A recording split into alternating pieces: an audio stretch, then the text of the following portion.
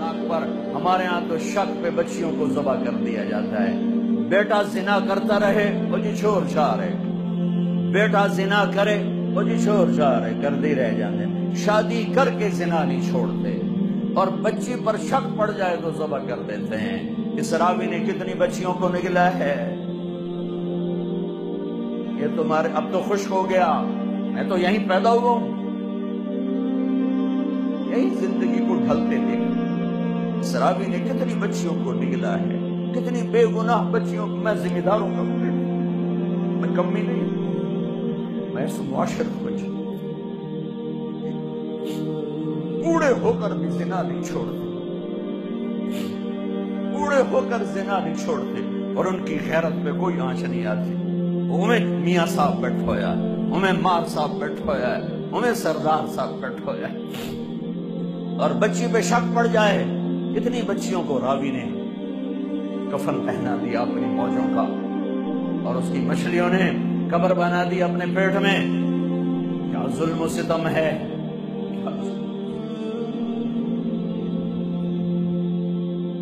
شک پہ پڑے تو گلے دبا دیے, صبر کرتی. میں یہیں بھی سنا رہا ہوں, میں کوئی باروں آیا. مرد زنا کرتے رہیں, اس بازار حسن کو کس نے گرمایا؟ ان ذمہ داروں نے. میں تو جب سے اس بازار حسن کے گشت شروع کی ہے میرا کلیجہ پھٹ گیا. مجھے تو یہ عورتیں مظلوم نظر آتی.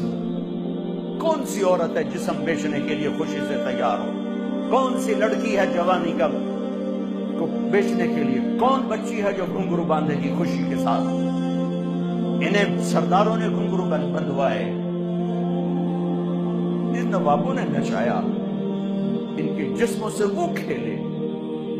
ظالم یہ نہیں, ظالم وہ جنہوں نے ان کے سر پہ دوپٹہ رکھنے کے بجائے ان کے جسم کو نوچا, اپنی حوث کا شکار نشانہ بنایا. وہ طوائف بن گئی. اے اوے میاں صاحب رہا, میں یہیں پیدا ہوا ہوں, ذمہ داروں کے گھر میں پیدا ہوا ہوں. میں یہ سب کچھ دیکھا ہوا ہے. مجھے تو یہ بچیاں مظلوم نظر آتی ہیں کہ جو مردوں کی حوث کی بھینٹ چڑھتی ہیں. رات ایک بچی میرے پاس آئی ہوئی تھی, میاں صاحب میری کدائیں شادی کرا, جتھے گل کرے نہیں ہوں آدھے میرے نال اونج رہا ہے, میں شادی نہیں کی. کدائیں شادی کرا. عورت کی فطرت ہی نہیں ہے کہ وہ گھنگرو باندھ کے محفل کی زینت. عورت کی فطرت میں تو حیا. پتہ نہیں کن دکھوں سے گزر کر کوئی بچی گھنگرو باندھتی, بچی اپنے جسم کو بیچتی. وہ ہیں سولی پہ لٹکائے جانے کے قابل جو ان کے جسموں کو کی قیمت لگاتے ہیں, ان کو عزت کی چادر نہیں پہناتے, اپنی حوث کی بھیڑ چڑھاتے ہیں. انہیں سردار صاحب ہیں, ماہ صاحب ہیں, میاں صاحب ہیں, چودھری صاحب ہیں. وہ طوائف بن گئی. سردار صاحب رہا. میرے نبی فرما رہے ہیں عائشہ کوئی گناہ ہوا ہے تو توبہ کر لے, اللہ معاف کر دے. اللہ اللہ. اور اگر نہیں ہوا تو اللہ ضرور تیرے حق میں فیصلہ سنائے گا. تو حضرت عائشہ 24 گھنٹے سے سوئی نہیں تھی, اٹھ کے بیٹھ گئی, رو رہی تھی. ایک دم آنسو خشک ہوئے. ابا میری صفائی پیش کر. ابو بکر بیٹھی میں کچھ نہیں کہہ سکتی. اماں میری صفائی پیش کر. بیٹھی میں کچھ نہیں کہہ سکتی.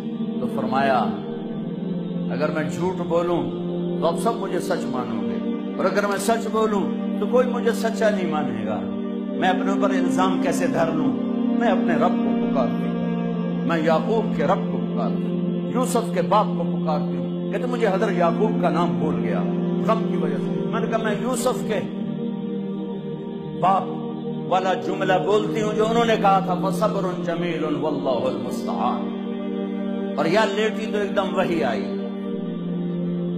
اب 1 مہینے کے بعد وحی آئی, اور حضرت عائشہ فرماتی میں تو مطمئن تھی کہ جو بھی آئے گا میرے حق میں آئے گا, لیکن مجھے یہ نہیں پتا تھا کہ میرے حق میں قرآن ہی آ جائے گا. مجھے تھا کہ جبریل آ کر کہہ دے گا سب غلط ہے, اور میرے باپ ایسے کانپ رہے تھے اور میری ماں ایسے کانپ رہی تھی. میں قربان جاؤں صدیق کے صبر. فرشتوں سے معصوم بیٹی پہ الزام لگا، ایک دفعہ جا کے دربار رسالت میں نہیں کہا یا رسول اللہ یہ کیا ہو رہا ہے، پورے مہینے میں ایک جملہ بولا، ایک سبحان اللہ، یہ کام تو کبھی کفر میں نہ کیا، آج ایمان کے بعد ہماری عزتوں پہ داغ لگایا جا رہا ہے۔ جب وہی ختم ہوئی تو اللہ کے نبی مسکرائے کہ عائشہ مبارک ہو، اللہ خود تیرے لیے گواہ بن کے آ گیا۔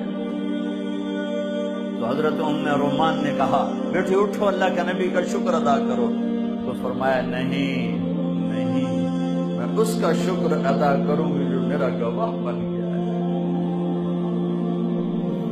اتنے دکھ پہنچانے والے عبداللہ بن ابی کے جنازے کے لیے کھڑے ہو گئے، کم وقت مر گیا، اس کے بیٹے پکے صحابی تھے، یا رسول اللہ میرے ابا کا وہ کفن دیں گے، آپ اپنا کرتا دے دیں، میں کفن اس کو پہناؤں۔ آپ نے کہا یہ لو، آپ کہتے تو منافق کہ میرے کرتے دے انہوں کی فائدہ، کہ یہ لو۔ یا رسول اللہ جنازہ پڑھائیں گے؟ کہاں پڑھاؤں گا، آپ کو خبر ہے کہ یہ کافر ہے، میرے جنازہ پڑھانے سے کیا ہوگا؟